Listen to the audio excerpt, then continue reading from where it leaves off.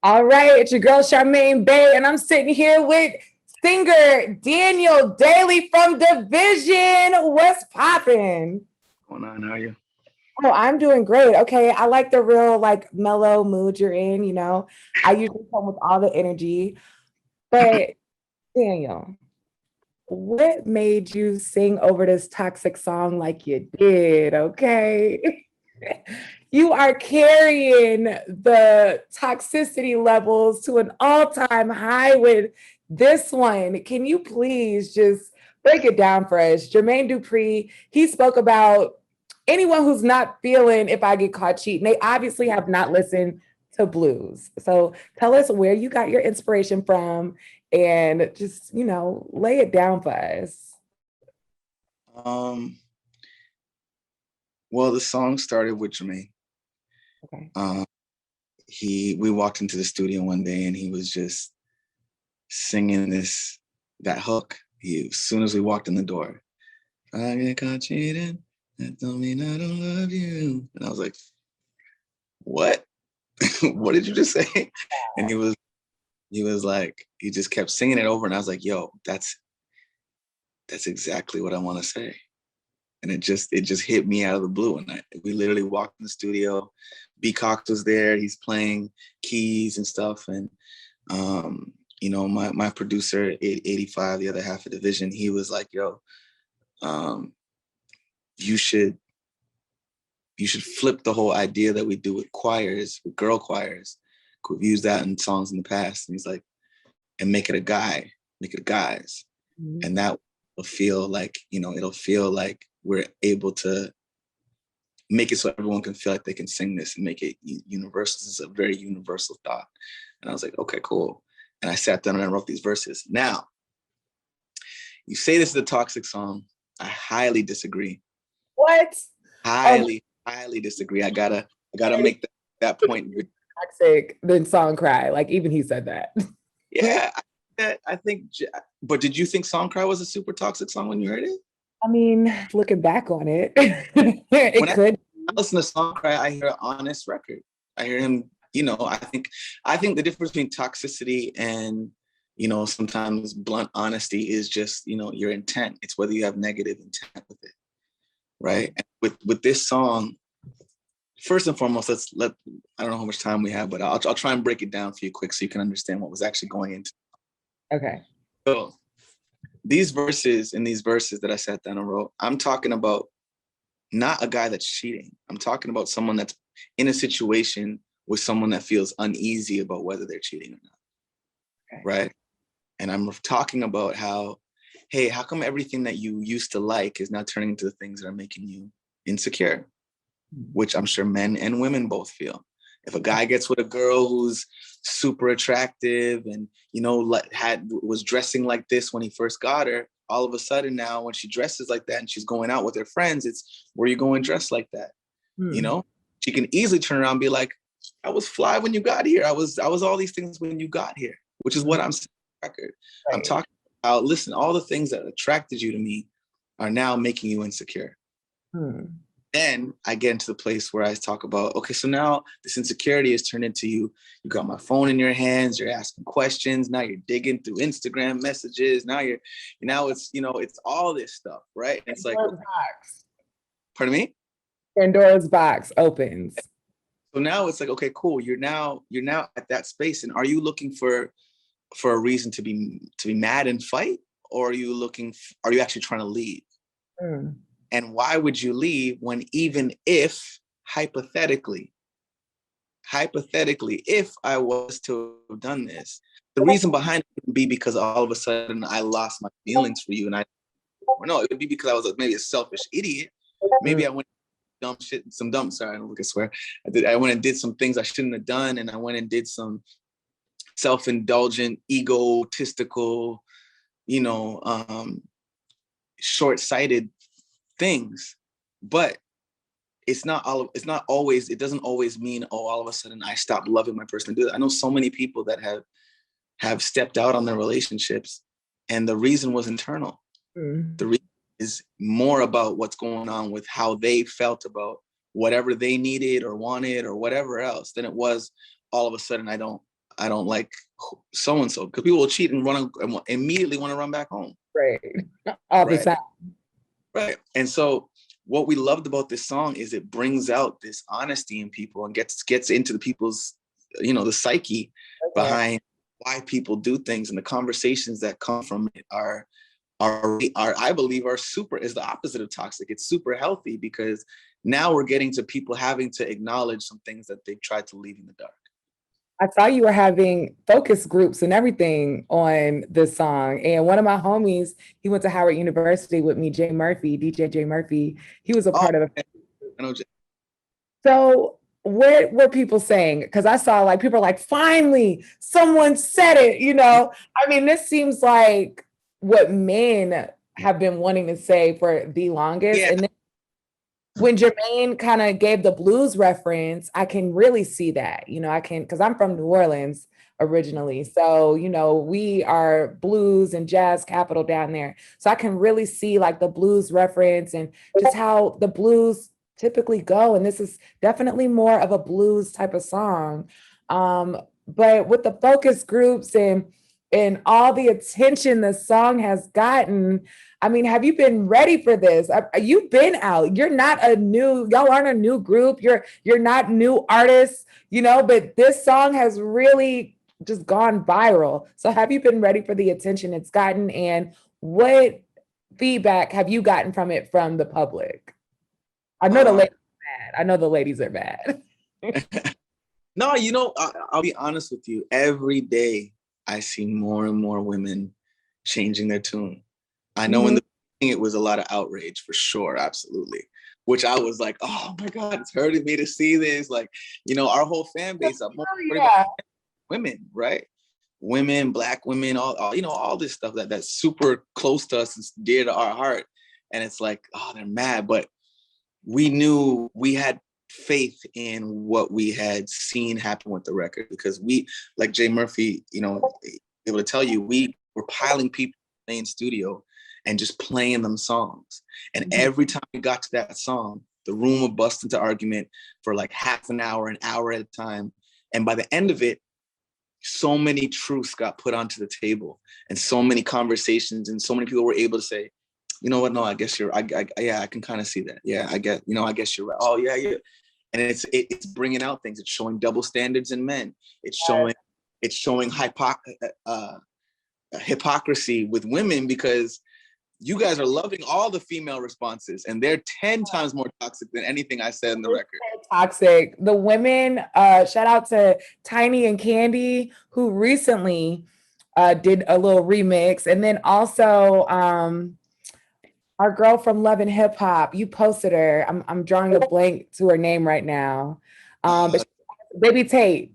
She did a fire remix. And the girl remixes are definitely more toxic than. And the girl's like, oh, I love this song. And I'm like, it's the same song, guys. You guys realize that, right? She just went and said worse things than I said, which shows that a lot of people just don't want to hear things that affect them a certain way. And that's not the world we live in. Do you want an artist that's just gonna sit here and give you the basic and the safe and the things that you already know already? Or do you want to progress? Like I hope we're trying to progress. Right. Relationships and love and people are just in a completely different space right now. The whole human experience has changed. And it's like, until we actually stop and actually address it, we're never gonna get anywhere. Like this is not how we should be. So, what I love about the song is the conversation and the honesty that it brings. As far as being ready for the attention, I think we knew it was going to make people talk. We definitely wanted to make a point of coming out with a bang, but I didn't think it was going to go like that quick. Yeah, because I'm sure your following has just completely risen with this one song. And I mean, you have songs with Mac Miller, Pimp C, Summer Walker, Ty Dolla $ign album, like this one song right here though, somehow, I mean, we're talking Drake 2016. This ain't nothing new. You feel me? It's 2022 now. So first off, they gotta put some respect on your name. But two, this song really just, I feel like, furthered your reach in the people who follow you even more, because I knew who you were as an artist before this song, but unfortunately, I never followed you. I don't know why. I just never got to your page. But during the promo for this song, the song didn't even come out yet. Your promo for this song caught my attention. And I'm like, whoa, Jay-Z saying it's toxic. Whoa, Jermaine Dupri is all over this right now. Like, he's co-signing, and I followed you. And this is before you even put the song out. People were saying, man, bro, the rollout is hard. That rollout really caught people's attention, which is just wow. So like, this song has really furthered your reach on social media and just people who can learn more about you and listen to your music, which is great. But like, how are you handling all this right now? I mean, it's an adjustment. There's an adjustment to make. Like you say, we're not new, but we're new to the mainstream, which is kind of being new to people. It's an interesting space. We have an already fan base, but we haven't stepped into the light like this before. Right. And R&B needs that. Everybody has stopped and been like, yo, someone's gonna have to step up and own this and actually bring the songs and the passion and the vocals and the things that we've been missing, especially in male R&B. And, Division's here to do that. Yeah. And Canadian artists are killing the game. Okay. Like, let's be real. Y'all are super talented. I have to go back to this song. We're going to get off the song eventually, but I want to know if you've ever cheated. And is this an excuse that you've used and did it work for you? I mean, I've never had to say this, Okay. I don't think a lot of, and that's what I think, but I felt this. Okay. A lot of, I felt this and not been able to say, that's why I think the song is doing what it's doing. But yeah, this song. They're just gonna be like, look, listen to this. No, I mean, this is definitely not the song to play as your apology, guys. This is not that song. I think that's also part of it. I think people are used to hearing cheating songs or songs about cheating, where in the same song they're given the big baby please take me back apology moment in the same song. But this one is in on the ego, which is something that needs to get addressed before you can grow. So before we can get the apology or crying in the rain or whatever it is you want us to do, this is the moment where this is where all that stuff is going, which is what it's about. But I've cheated. I've cheated and not got caught by her. I've cheated, been caught. I pretty sure I've been cheated on too. I don't know. I'm not 100% sure because you guys are way better at us than us. And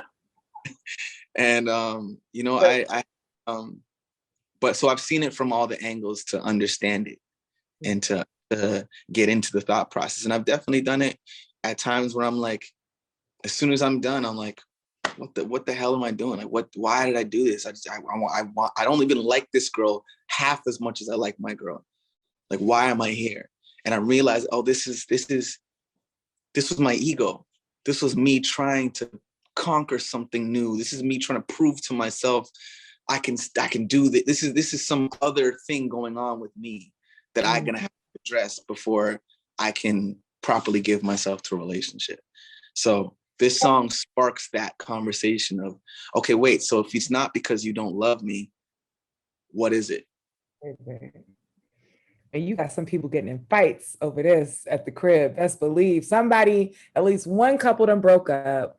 At least, I mean, people are definitely talking about this song for sure. And I know people are getting in arguments over this. Now, speaking of arguments, the cover of the song where you are like walking and you're focused, but you got all these ladies like pulling you back and just really try to keep you there.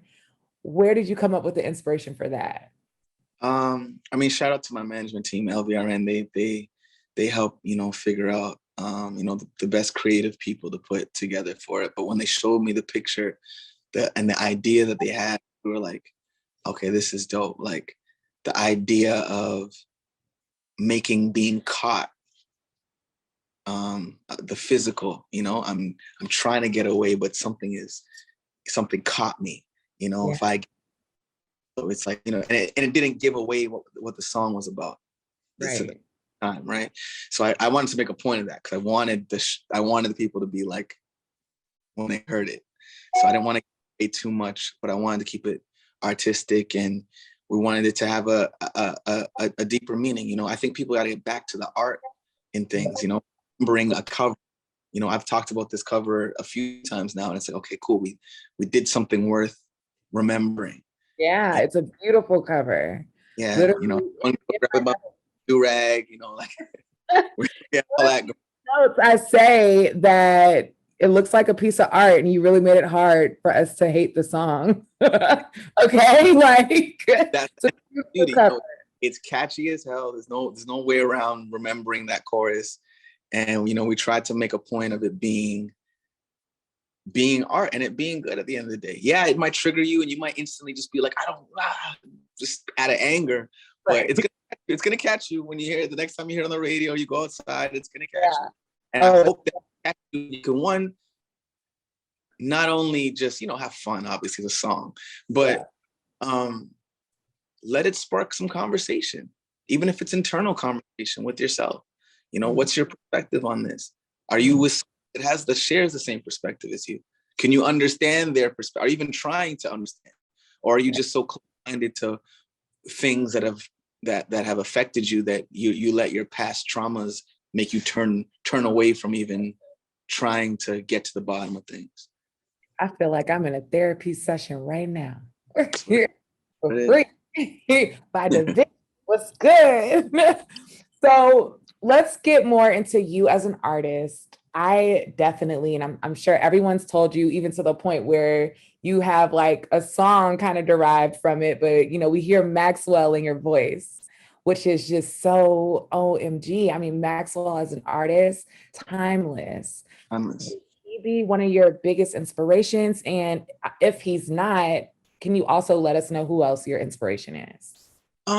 What I will say about Maxwell is, beyond an inspiration, he's one of the legends in the game that has literally reached out from almost day two, you know, as far as people that have made a point of being like hitting us up and like, oh, you're doing a little event at thing. Okay, I'm gonna come. You know, like our relationship with Maxwell is one of the ones that we're really we really have a real relationship with him, and he's a real legend. So shout out to him. Vocally, he's Maxwell. You know, you can't. So that's one of the biggest compliments that people could give me. But you know, when I was coming up, I was listening to everything that, you know, my parents, my mom and stuff was listening to, but you know, Usher, Stevie, Michael, the rap, hip hop. I listen to more hip hop than R&B, which is probably know the way that I sing, but that's more my like go-to listening choice. But yeah, like Tevin, Boys to Men, all the stuff and all the R&B from the 90s, Jodeci, Drew Hill, Jagged Edge, like all these people who I was listening to coming up. That because that, I mean, the 90s music, listening to it now is just so refreshing, and listening to your music also has that refreshing touch. So that's why I want to know who your inspirations were, because, you know, it don't sound like the next guy who's singing at all. You know what I mean? Like, you stand apart.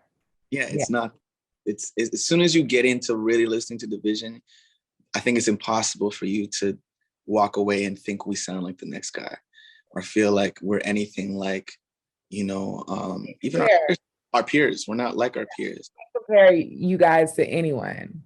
Yeah, and I love that. I love that people are able to see that, because what goes into our, I guess, I don't know, recipe, whatever the ingredients are, I think is one of a kind, and I think that R&B is going to be safe with Division, if you know. Absolutely. Yeah, I like how you put that. So let's talk about Cheers to the Best Memories with Ty Dolla $ign. So fire, the whole project. I Believed It with Mac Miller, a banger, right? And by this point, you already had a huge banger with Drake, okay? But how did I Believed It? Did that change your career? Was that pivotal for your career in any way? Um, I think that was.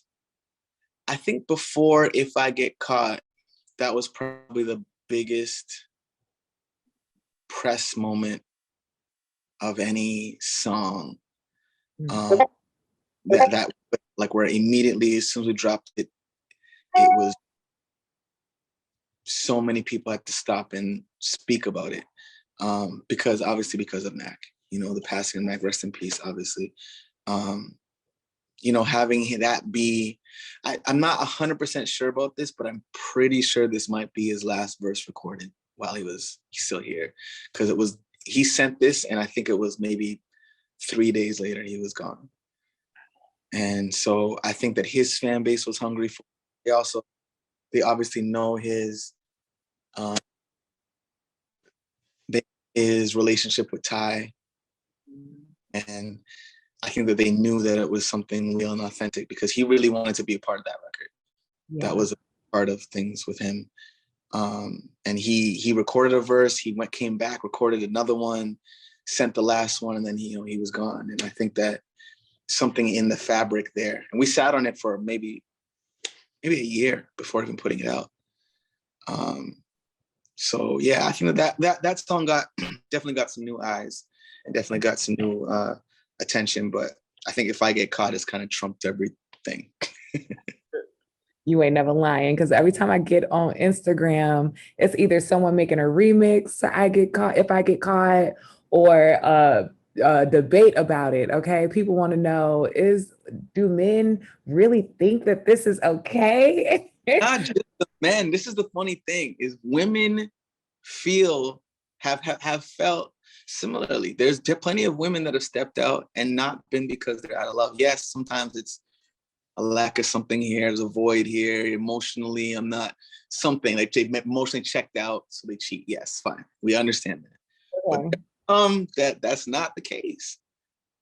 See, I feel like for women, we have heard for centuries that men can go have sex and love, or love doesn't have to be a part of that equation. It could just be someone they had sex with, and they don't love them, they love you, the girl that they cheated on. But I think women obviously have to be more, not all the time, but most women have to be more emotionally involved. They like the guy, they think he's fine, they like the conversation, they like the way he smell, the way he make her feel. So that's where hearing a record like this is so triggering for us, because we've heard time and time again for hundreds of years, okay, passed down our ancestors, that if men cheat, it doesn't mean that they don't love you. You know what I mean? It's hard for us to understand, but I'm glad you made the song because it definitely opens our minds. But let me tell you something, I'm married, and that is, my husband could never tell me that excuse. Let me tell you. Okay, I don't care. You are out, and you better call division and see if you can sleep on their couch, okay? You're gonna have to pay the lawyer fees. So See, the thing now, you're gonna leave him and you're gonna end up with another man. cheating. I just say what he's gonna do, but it's gonna be another man, which means the wiring is the same. How Right. he moves with it might be different, possibly, but the wiring underneath the hood is the same thing. And this is what we're getting into here. Is like, what don't if you have all of the things, if you're my best friend, we have a family, our life, or whatever, and I happen to screw up because of my idiotness, me being a dummy, it's not that I don't love you, and I hope we don't let this mess everything up, because it's nothing to do with that. And that's how a lot of people feel. And you're gonna go get a guy who's wired the same. Well, It's a tough combo, but it's good. It's good. And by no means am I saying, guys, let's go cheat. That's not it. Cheating is equally wrong from man, woman, old, young, whatever, married, unmarried. It's the same wrong. you know what I got from this? What's that? If my husband ever cheated on me and he's sleeping on your couch, I'm gonna go be with a girl after if all the men are wired the same. Hey, hopefully she's not wired the same as well. Tell me, what's the best advice that Jermaine Dupri has given you? Yo, Jermaine has been so dope as far as just like putting the battery in my back and being like, yo, go get him. After seeing, I guess, what I want and what I'm capable of, he's been the most like, go own this spot in R&B and stop overthinking this and this and this and this and this. You it's there. It's already it's done. You don't need to overthink that lyric. You don't need to over sing this part. You don't need to just give it to him like this. Make it so straight that it hits right on the nail. And that's what I think the effects of that you hear with the song. It's like we hit so hard on the nail. So crazy. Action is something different. There was no metaphor underneath it. It was just, it was direct, but in such a deep way that it's simple. Yeah, I mean, you kind of stopped the world with this one. Okay, you broke the internet, stopped the world. Everything that they be talking about Beyonce and Kim Kardashian be doing on the internet, everybody focus on that. That's how we are just focused on your song right now. You've worked with Summer Walker, Mac Miller, Snow Allegra, Drake, Ty Dolla $ign, and you listen to a lot of rap music. So I want to know, who is you trying to link with on the song? As far as the rap guys, I'm a fan of everybody. Kodak, Baby, Moneybag, all these guys. Like I'm listening to everybody. I mean, eventually, now that we're on Hove's radar, that'd be amazing one day too. Yeah, he's the GOAT. But yeah, man, we're fans of so many people, but on this project we do have a couple open spots. So okay, we got open spots. So Lil Baby, Moneybag, yo, maybe we could get a verse from Thug or Gunna in the cell. Maybe we could get a verse from him. Kodak did it before. Bobby Shmurda did it before. You know what I'm saying? You never know.